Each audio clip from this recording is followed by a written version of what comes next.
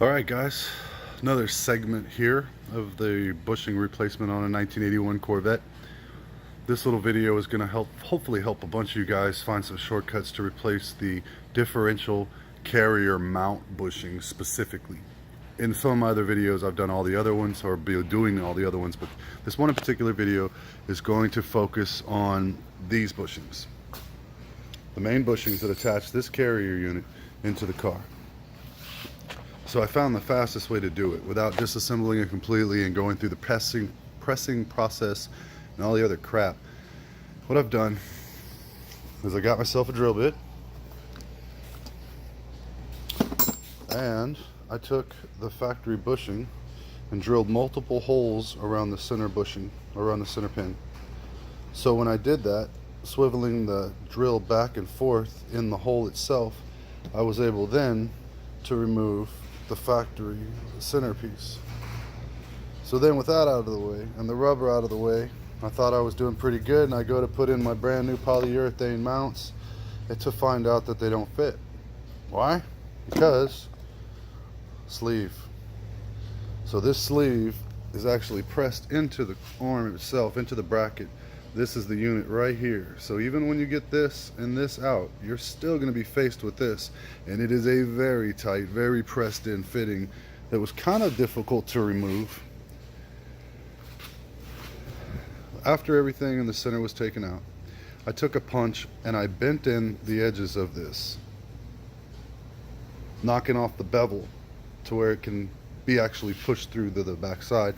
And then when I got the entire hole cleared, I took a Sawzall and I very delicately, very gingerly sliced barely through the unit itself, and then taking that same punch, beat up the end and started to peel away from itself until I was able to jar it loose and extract it.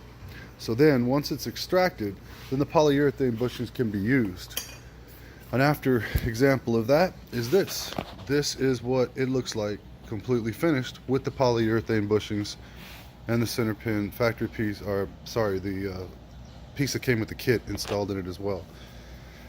This was actually a little tricky to get in. It was a tight fit. Everybody I was reading about says they were able to just put them in by hand afterwards, and that wasn't the case for me. What I did was I took a C-clamp and I clamped it around the edges until it drew it completely in. I was able to get one side in pretty easy, but even after using the grease that these kits come with to keep the squeaks down, the inside didn't really want to sit in. And I noticed something when I was looking at the new ones, is that they're actually two separate types of bushings. So even though they're the same size, it seems like one has a step up while the other one is completely smooth. So I have no idea which one's supposed to go where. All I know is that they're the same size, so I know that I can't make a mistake and put the wrong size in there. So I know that's legit, and that's all that mattered to me. So with my help of my C-clamp there, I was able to go ahead and get it installed to where I'm very happy with the way that it sits now. This one is completely finished, thank God. And while I had the unit out, I mean, it only makes sense. This is a beautiful car. It's not my first choice. I wouldn't run out to buy this vintage Corvette. However, man, people love them. And this guy that has this car loves this car, buddy. He loves it.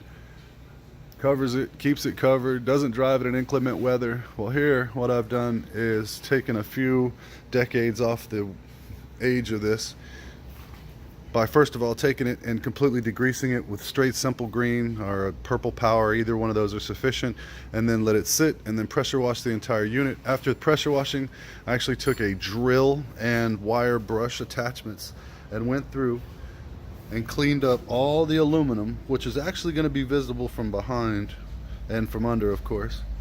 So I took the time to clean off the decades of nasty buildup crap from all these years. Pressure wash the entire thing thoroughly.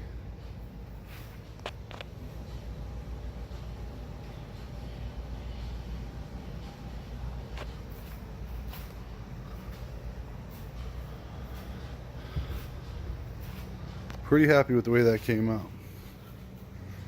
So now I'm going to finish the other side. So I'm going to start by running my drill bit right up along this inside this piece here.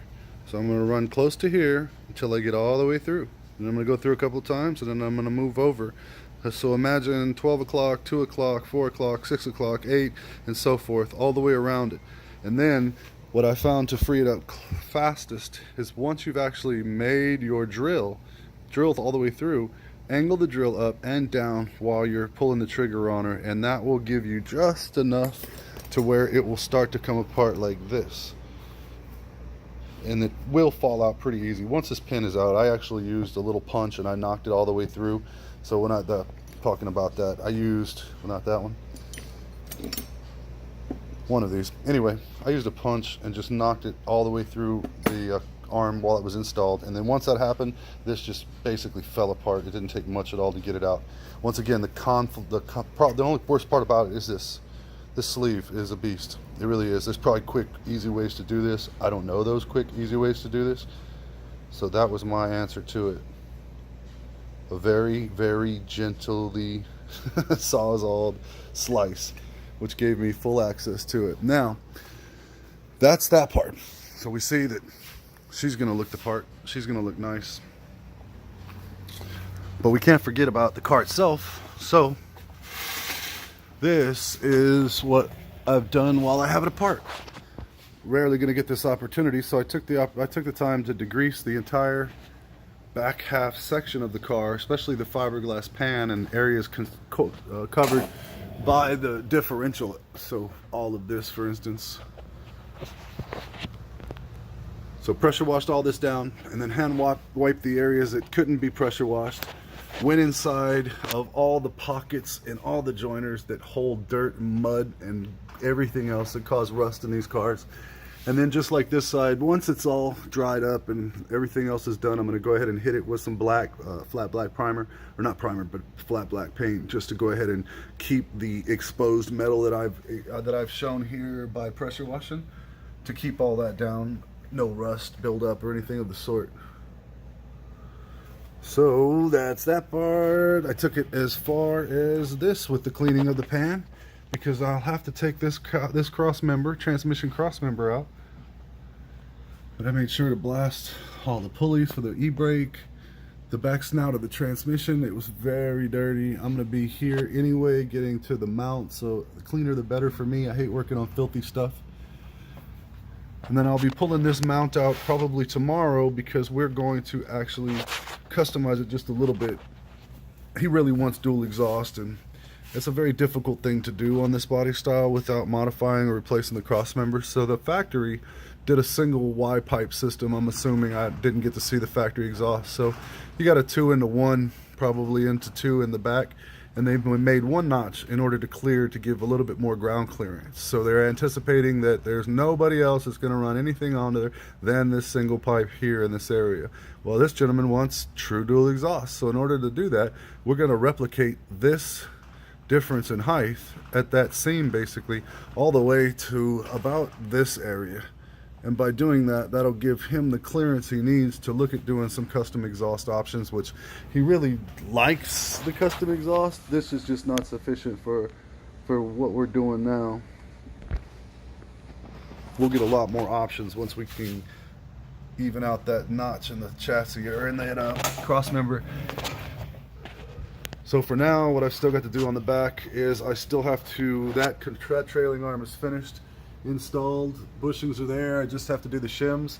The new brake line is installed. I got to do the brake line on this side, which I have on the table. I got to pull this trailing arm off, and it is in bad shape, buddy.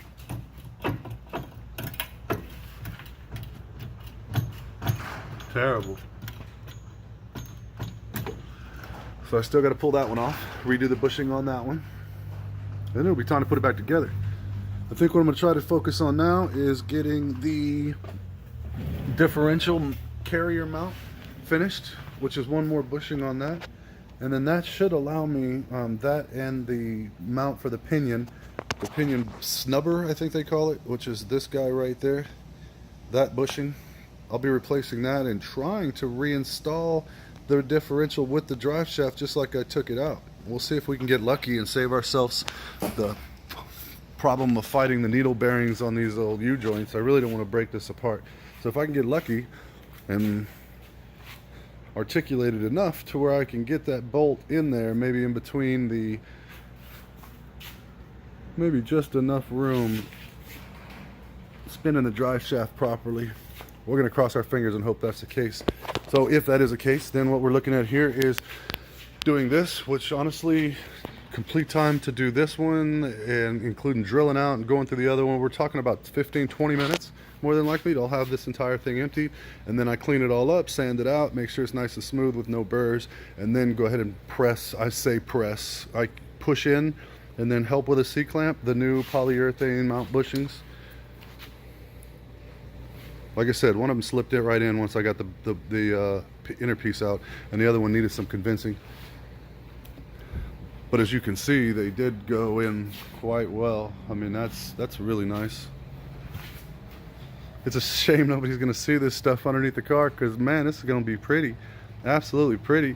Before I go back in with it, I'll do a satin black on the drive shafts, more than likely just to give it a little better color than the rust. And basically my intention here is when you're looking underneath the car from the rear, you see this. Nice and bright aluminum.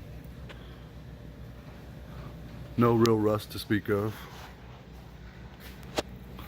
So that's pretty much, once again, the focus on this one was going to be diff bracket mount bushings. Not a lot of info out there that really made me happy. I see a lot of people doing a lot of unnecessary work to get to this system.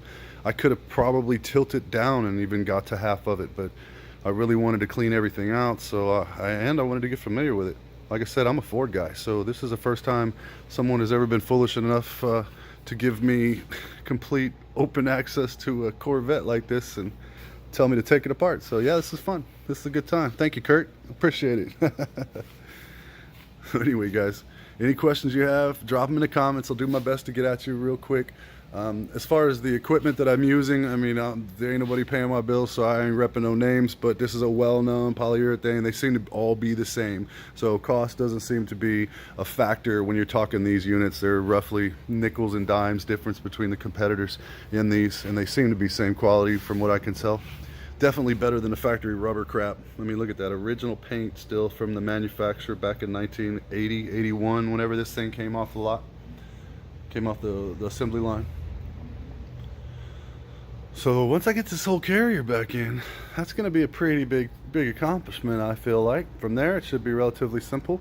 Just a couple of bushings like these guys. We got to extract those. I'm going to mark my alignment up. I want to do this while it's back in the car, so I can mark my alignment adjustments and I can replicate them when it goes to putting it back together, and then get these bushings, which are in not great shape either, replaced. So we've got 1, 2, 3, 4 of these. That one's done. We got 1 of these.